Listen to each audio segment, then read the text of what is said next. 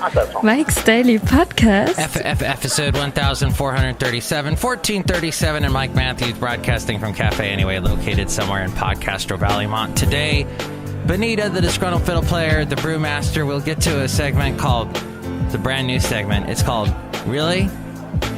And yeah, that's not the most original name for a segment, but it pertains to what's going on in the world, it seems. Here at Mike's Daily Podcast. The last place on earth. Even though it's a short week, it feels like a long week, despite that. Mike's Daily Podcast. And yesterday I was walking my dog, and here is usually where I put a barking sound effect. That was fun. Yeah, what the heck? I was over by Lake Chabot, and there are people there in Castro Valley, and they like to row. No, they don't. People are afraid of boats in Castro Valley. Mike's Daily Podcast. And they don't like the heat. So it was nice. It was cooling off. It's cooler today. And I noticed that I did put the Daily heat to work for me. Podcast. The heat to work for me. Yeah! What I did was I washed my clothes, and instead of using the dryer, I hung up my clothes in the sun. And now they're all cardboardy. But the sun dried them. The sun made my sun tea that I had. The sun, oh look who just walked in, inspired me to bust out my barbecue, my coal barbecue. That was good. Look who walked in. Hi, Mike. It's Benita the Rodeo Queen. How you doing? Answer this disgruntled fiddle player tell you what. What? That was a beautiful story about you and the sun. Dun, dun, dun. Here comes the sun. Oh, look who else walked in. Look who came in just now. Hello, Mike. I make the delicious root beer. I'm the brewmaster. Oh, boy, brewmaster. Root beer. Wonderful.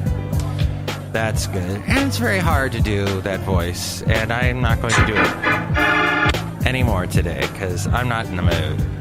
That's my show's name today is Mood, because I am not in it. So usually I'm the one that goes hysterical when it comes to, oh, I'm planning a trip, and oh, it looks like it's going to be bad weather for this trip. Oh.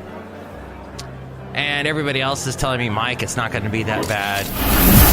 And here's today's podcast picture. Everybody telling me about my trip is basically freaking out, wigging out. It's all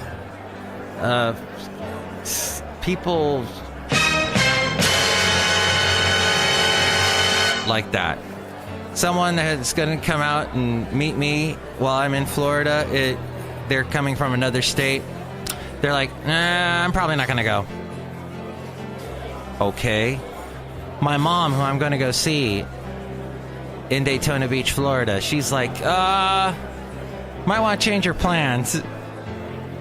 And every map, okay, this is the tough thing, is you'll see all these reports about Hurricane Irma, but you never ever, and I've talked about this before, they don't show you the path.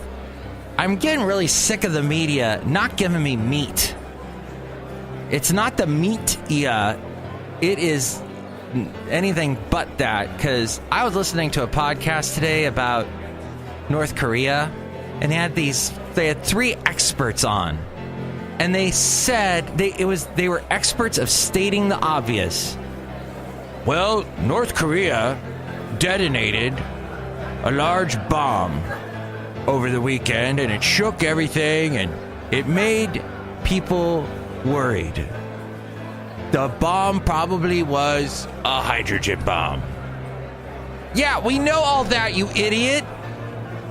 That's all and they talk really slow because they're on a talk show and they got to take up as much time as possible.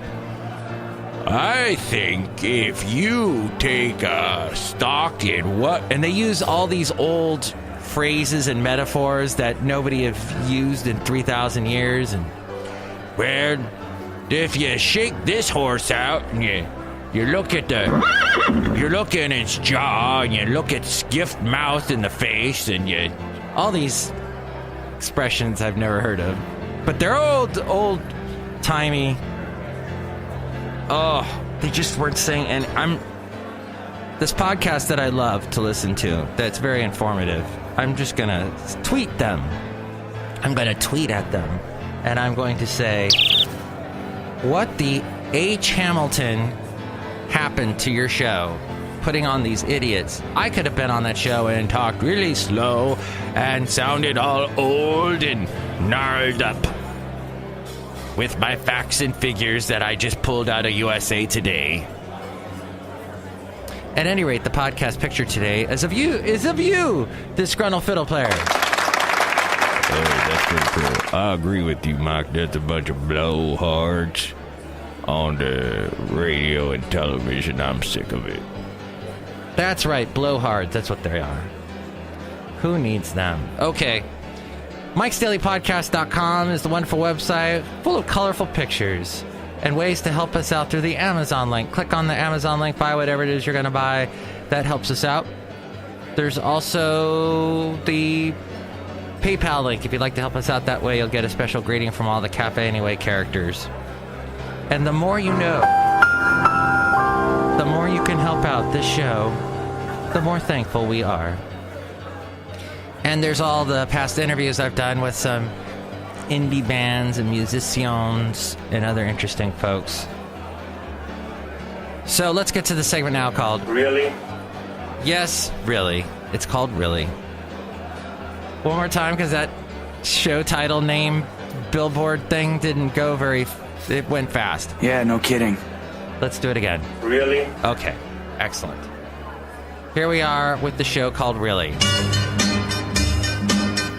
That has a Greek music bed behind it.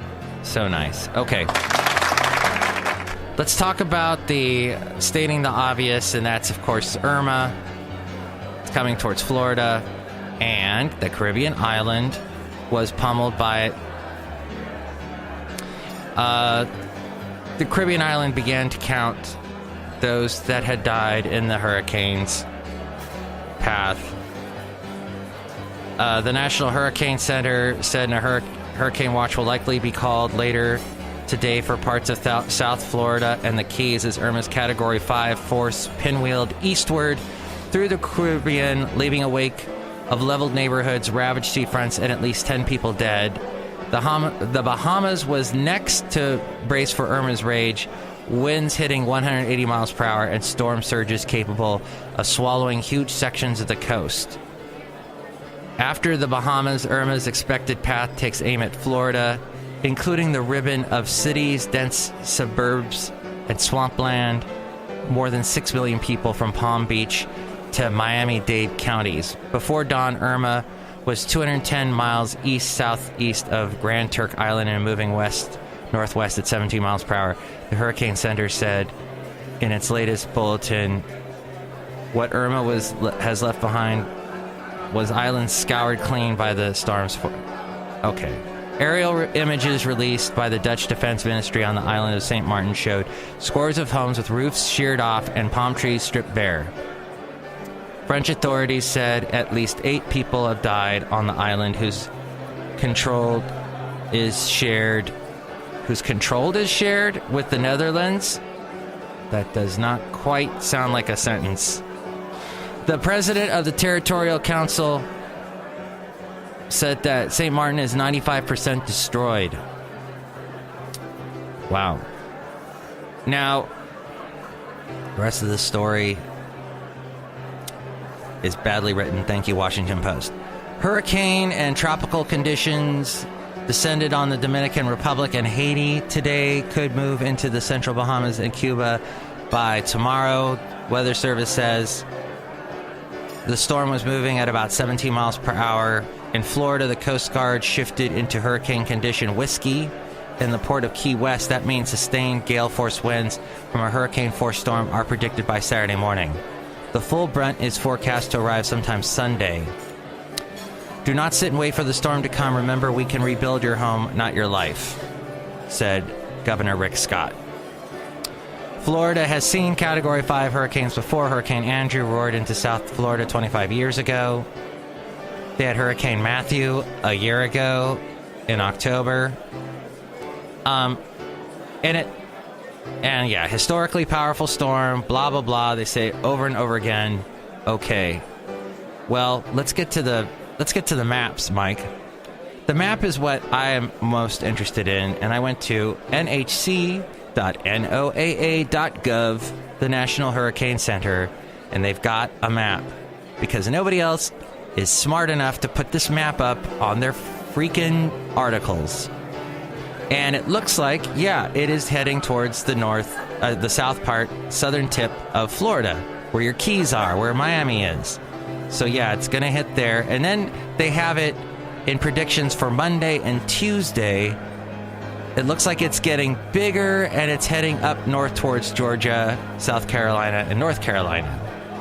To which the AP has told us now that the shifting forecast raised the threat to the southeast from fierce Hurricane Irma, prompted emergency declarations in the Carolinas and coastal Georgia, including areas that haven't suffered a direct hit from a major hurricane in more than a century.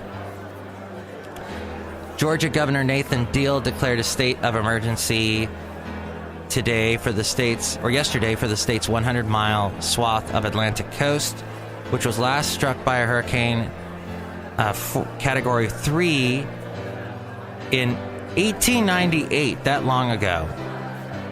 His South Carolina counterpart, Governor Henry McMaster, declared an emergency for that neighboring state as officials assess the chances of receiving a major hurricane strike there for the first time in nearly 28 years. I didn't want to go on my trip. Did I mention this? I really wanted to just stay home. But I got a lot of pressure put on me from all my friends. You need to go see your mom. You need to go see your mom. So I finally bought a ticket. The plane ticket was cheap enough. And this is over a month ago. I don't think Delta knew that their hurricane was coming. But now, apparently, airline tickets have gone up. So, I mean, drastically. But then, I didn't want to leave my dog, but I didn't want to leave my house, the comforts of home. But I said, okay, I'm going to go do it. And then this happens. So it's very upsetting. Very upsetting. Makes me go, really? And this guy says it better. Really? Thank you.